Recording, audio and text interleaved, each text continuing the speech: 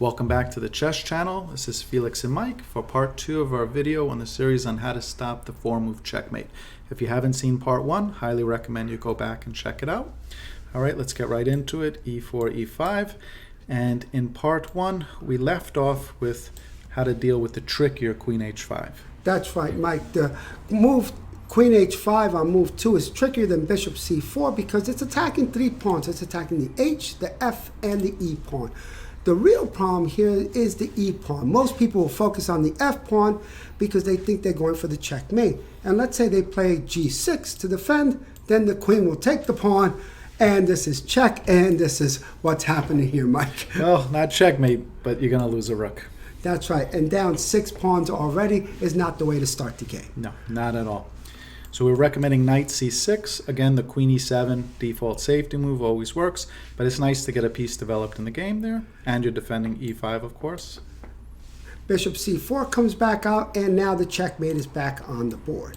So once again, black has to worry about this, and we touched on knight to h6 last time. Knight h6 actually can work, but we don't recommend it because even though it's defending the checkmate, yes, white has the tricky move pawn to d4. It's a discovered attack on the knight, and if black doesn't notice this and just realizes, hey, I can take a free pawn, oh boy, what happens, Mike? Right, so we remove the defender, taking the knight on h6, and then the queen swoops in for checkmate again. So you got to be careful about that. Now, once again, this move could work, but it's not recommended. We recommend just playing pawn to g6 in this position. The queen will retreat, and now, once again, checkmate's on the board. So knight f6, blocking the queen from taking the pawn on f7. And here, often the side playing white is not going to give up, and they're going to build this battery with the queen and bishop, attacking f7, but it's a little different this time. Yes, it is, Mike. It's different because the queen is behind the bishop. So there's no checkmate on the board. There is check, but you don't have to worry about checkmate here. Once again, the default safety move works, queen to e7, but there's a much more aggressive move that can be tried, Mike. So knight d4, attacking the queen. But Felix, what if they take the pawn first? Bishop takes pawn check. Looks really good because it's a check.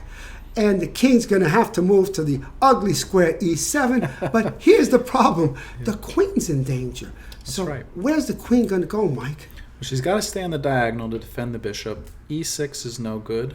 d5 is also no good, so I guess c4. That's right. c4 is the only square that she's safe and protects the bishop. But here comes another pretty move, pawn to b5, attacking the queen. Yeah.